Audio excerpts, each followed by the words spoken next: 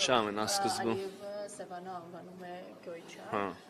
եւ ինչքանով է դա տեղավորվում, այդ ձեր ասած խաղաղության Չի տեղավորվում եւ մի ճշտմամբ իհարկե չեմ ուզում ոչ մեկի փաստաբանություն անել, բայց ձևակերպում այդպես է, չէ՞, ցարական քարտեզներում չկա Սևան, կա Գյոկչա։ Չեմ կարծում թե սա կարելի ասել որ այսօրվա Սևան Ալիևը ասում է որ այսօր չկա Սևան, կա Գյոկչա։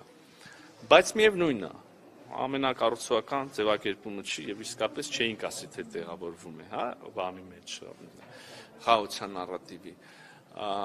Ես էլ կարող եմ ասել կան բազմաթիվ ցարական շրջանի քարտեզներ, որտեղ կա Սևան։ Չեմ էլ ուզում ավելի հետ գնալ պատմության մեջ, որտեղ շատ անհարմար իրավիճակ կարող է ստեղծվի եւ հայկական տեղանուններ տեսնենք մի քիչ ավելի լայն տարածքի վրա։ Խոսենք կենտրոնական իրական Հայաստանի,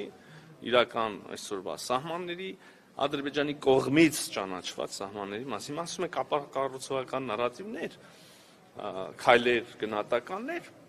լավ, բայց մյուս կողմից եկեք նայենք իրականում ինչ կա։ Կա ստորագրություն Ալմատայի հռչակագրով սահմանների փոխադարձ ճանաչման եւ տարածքային ամբողջականության փոխադարձ ճանաչման վերաբերյալ իմ համար որպես կառավարության անդամի սրա կշիռը անհամեմատ ավելի մեծ է։ Կա հայկական Հայաստան ուղևորվող բեռների անցում Ադրբեջանի տարածքով ադրբեջանական երկաթուղով։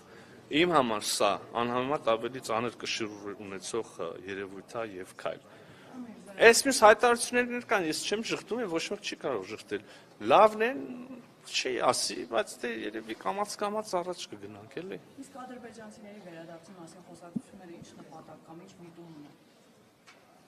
Ինձ եք հարցնում։ Անհանգստացնում է։ Ես կարծում եմ, որ Հայաստանի քաղաքացիները պետք է ապրեն Հայաստանում, ենթադրում եմ Ադրբեջանի քաղաքացիները Ադրբեջանում, այդպես